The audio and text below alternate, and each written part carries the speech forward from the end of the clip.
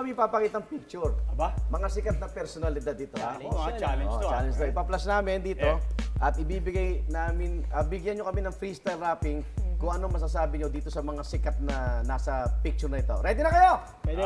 Ready na po. Kahit sino ha? Play game. First picture.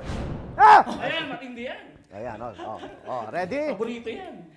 Yo, Janet Napoles, ngayon umalis sa Pilipinas kasi ikulong na saan pa di sa Muntinlupa o pwede naman sa Krame. Pero ibig kong sabihin sana ilabas lahat ng pera na iyong dinala. Shiner mo sa iyong pamilya, ibigay mo sa mga kababayan na iyong hindi pa pinapakita. O teka sandali, wag magmadali, parang ako'y napablanko pagkat nandito ako sa Tonight with Arnold Clavio. Pero bago ko tapusin, Sos Janet Napoles, iyong aminin, sino-sino ba ang iyong mga kasama? Yung iba, nasa na ba sila? Ayoko nang magsalita, i-break it down ko na.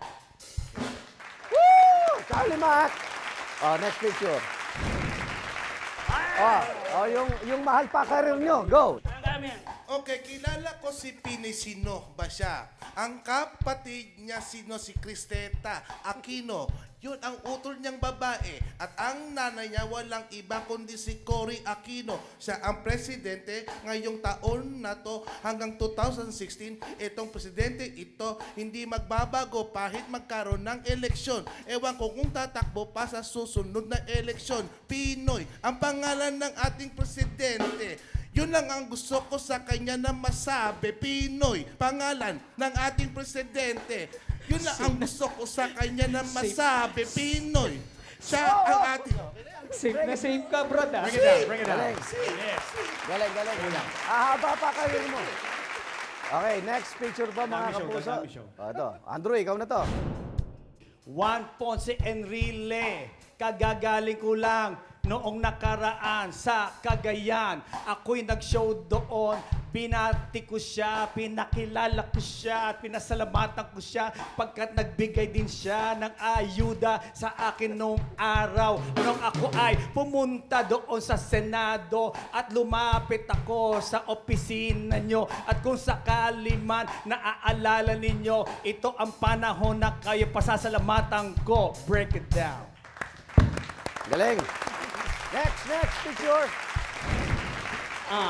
1, 2, 3, in the place to be. Salbakuta and Andrew Isa MIC. Siyempre, ano pang masasabi? Siyempre, matindi. Malupit na kumpare kaibigan. Itong si Igan. Hanggang magdamagan. Inyong masaksik-saksa sa saksihan.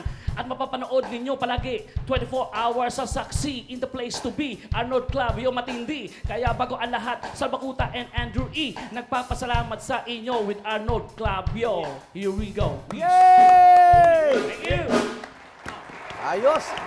Okay mga kapuso, siyempre isa sa mga pinasikat na kanta ni Andrew, Certified Platinum.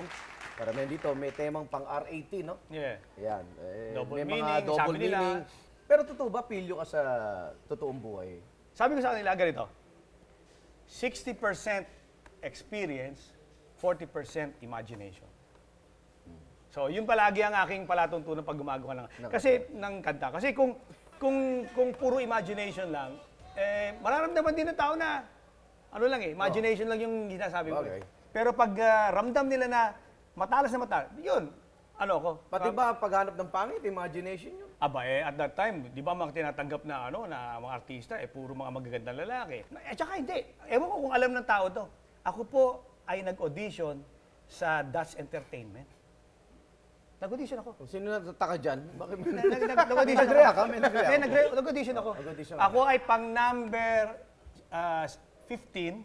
Okay. At ang katabi ko, would you believe? Pang Sino? number 16. 16. Donita Rose.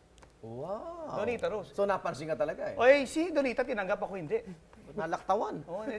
Sabi ko, Walang Sunday group eh, hanggang ano lang eh. Hindi, nag-aas na kami, baka magkaroon ng holiday group. Holiday group. Minsan Minsan. Mapasok sana ako. Wala, hindi ako tinanggap. Sabi ko, Kuya Germs, baka gusto niyong, ulitin-kulit yung yung talent ko. Hindi, nakita ko yung talent mo, pero thank you.